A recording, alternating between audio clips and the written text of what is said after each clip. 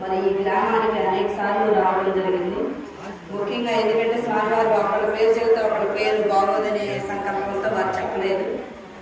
నేను ఇక్కడికి మేము రావటం వెంకటరామ అమ్మాయి ఇంటి పేరు తెలియదు, వెంకటరామ జగమయ్య ఫోన్ చేయగానే ఎప్పుడు వీళ్ళిద్దరుతో ఎక్కువ టచ్ లో ఉన్నాం. సొంత మనుషుల్లాగా మాట్లాడతాం. మన పెద్దమ్మ అనసూయమ్మ ఆ తల్లి మరి మొట్టమొదటిసారి వచ్చినప్పుడు వెంకటరామమ్మ అనసూయమ్మ గారు మరి ఆ భక్తులకు కూడా ఎంతో దగ్గరగా ఉండి మరి అంత పెద్ద వయసులో కూడా వర్షం పడ్డప్పుడు వచ్చి వాళ్ళని ఆహ్వానించడం జరిగింది.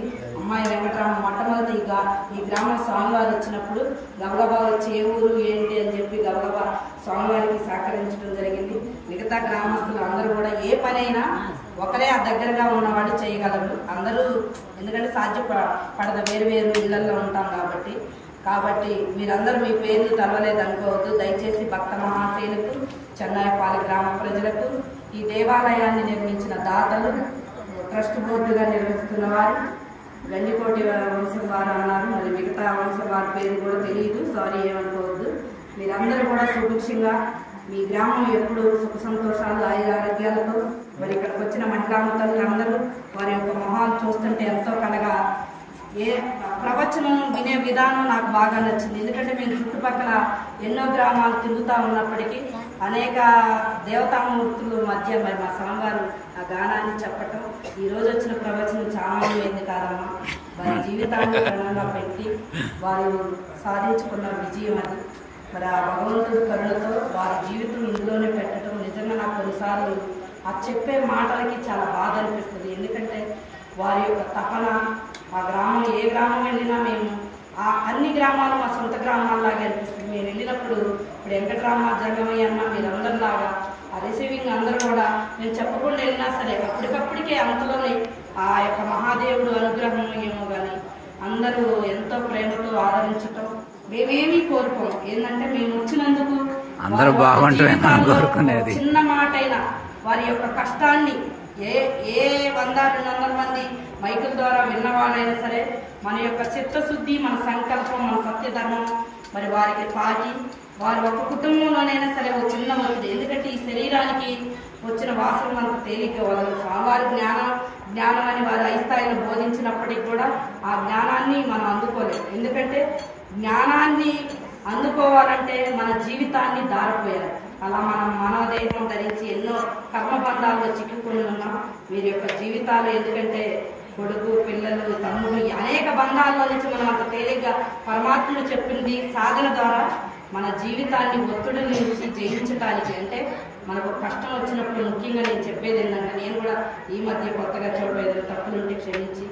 ఎందుకంటే మనకు ఒత్తిడి వచ్చినప్పుడు ఒక మంచి వ్యక్తులకి ఫోన్ అయినా చేసి మాట్లాడండి, లేదా పక్కన మనకి మన ఆతృతాభావాన్ని ఎవరైతే మన బాధను వింటారో వాళ్ళ దగ్గరికి వెళ్ళి మీరు చెప్పండి. ఎందుకంటే ఇది నేను ఆచరిస్తాను. చాలాసార్లు నాకు మూడు ఏదన్నా మనసు అంటే మనం ఎంత జ్ఞానాన్ని మా స్వామివారు నాకు బోధించినా ఓ తల్లిగా, భార్యగా స్వామివారికి ఏదైనా ఆయన ఎంత మంచిగా చూసినా అనేక విధానాలు ఉంటాయి. ఎందుకంటే నాదే మీకు ఎందుకు ఉదాహరణ చెప్తున్నా అంటే కొంత ఇన్స్పిరేషన్గా ఉంటుందనే దానికోసం. నాకు ఎక్కువ కష్టం వచ్చినప్పుడు దేవుని దగ్గర స్వామివారు కూడా నాకు మొట్టమొదటి చెప్పేది ఇదే, నీకు ఏ బాధ అయినా వచ్చినా ఓ 10 నిమిషాలు మౌనంగా దేవుని దగ్గర చెప్పుకో, లేదా నీ మిత్రుడు. నేను అనేక సార్లు ఈయన అందుబాటులో ఉండకపోయినా ఏ పుస్తకంలో లీనమైపోయినా సరే ఒక ఫోన్లో ఏదన్నా అసలు వాళ్ళు ఏదో తీరుస్తారని కాదు, భగవంతుడు అలా మరణం దాకా పోయిన వాళ్ళు కూడా తిరిగి ఈ మాట వల్ల మేము బయట పడినామని చెప్పింది నేను విన్నాను. అందుకే మీ అందరికీ మహిళామతులు, ఎందుకంటే మీ అందరికీ ఒత్తిడి జీవితం ఎందుకంటే సవాళ్ళతో కూడుకున్నది. మగవాళ్ళు ఇవాళ అనేక మంది సోదరులు అనవచ్చు, అనకూడదు కానీ వాళ్ళకి అనేక వ్యసనాల బారిన పడుతున్నారు. కానీ అది సమాజంలో మరి ఉన్న విధానాల వల్లే వారు కూడా అవటానికి స్వతహాగా ఏ మనిషి చెడ్డగా అవ్వాలని అనుకోరు. ఎందుకంటే ఇంత పెద్ద పెద్ద దేవాలయాలు నిర్మించుకొని ఇంత పెద్ద గ్రామం చెన్నాయపాలెం అనగానే మాకు సొంత పుట్టినూరు లాగే అనిపిస్తుంది. ఎందుకంటే అనేక మార్లు వచ్చి ఉన్నాం. ఈ గ్రామం సుభిక్షంగా ఉండాలి, అలా ప్రతి గ్రామం కూడా ఉండాలనేది మా తపన. కానీ ఎక్కువ మంది ఒక 4 నెలల నుంచి భజన కూడా బాగా వీళ్ళందరూ భజనా మండలి బాగా చేయటం అనేది నాకు తెలిసింది. అప్పుడు ఇందాక కూడా విన్నాను. అందరూ కూడా అసలు ఓ 10 ఏళ్ళ నుంచి పాడిన వాళ్ళ స్థాయిలోనే మీరు పాడగలుగుతున్నారంటే మీ జిజ్ఞాసకి నా హృదయపూర్వక ధన్యవాదాలు తెలుపుతూ మరి గ్రామంలో కుటుంబానికి మా యొక్క గ్రామ దేవత అద్దంకి నాంచారమ్మ తల్లి, మా యొక్క సద్గురు వెంకటకోటి యోగిందులు వారు, మరి వారు బ్రహ్మ ఋషి, చాలా మహిమాన్వితులు, వాళ్ళు శివైక్యం అయిన ఉన్నారు గురువు గారు. మరి ఆ గురువు గారి ఆశీస్సులు ఈ గ్రామంపై మెండుగా ఉండాలి. మా యొక్క గ్రామ దేవత మీ అందరికీ తెలిసిన తల్లే, ఆమె కరుణ కటాక్షాలు మీ అందరిపై ఉండాలి. సుభిక్షంగా ప్రతి కుటుంబం బాగుండాలి, ఒకరికొకళ్ళు ఐకమత్యంతో ఉండండి. ముఖ్యంగా ఏంటంటే పెద్దల పట్ల మంచి భావనతో ఉండండి. పెద్దలు కూడా మూఢత్వానికి దూరంగా ఉండాలి. ఎందుకంటే ఇవాళ అనేక మంది భర్తను కోల్పోయిన ఆడవాళ్ళకు కూడా మన వంతుగా సానుభూతి అంటే వాళ్ళని చూసి జారిపడాల్సిన పని లేదు. వాళ్ళు ఎదురొస్తే ఏదో మనకు చెడు జరిగిద్దనే భావన ఎవరి పట్ల ఉండొద్దనేది నేను ప్రతి గ్రామంలో ఈ విషయం చెప్పాలన్నది నా యొక్క సంకల్పం. ఎందుకంటే మేము వచ్చినప్పుడల్లా అలా జరిగినా కూడా మాకేం జరగల, అంటే మేము బాగున్నామంటే మీరందరూ బాగుంటారనే నమ్మకంతోనే ఆనాడు ఎందుకు ఆ మూఢాచారాలు వచ్చినాయో వాటన్నిటినీ వ్యతిరేకంగా కొద్దిగా పూజలోనైనా భర్తను కోల్పోయిన వాళ్ళు అన్ని విధాలుగా పాల్గొనవచ్చు.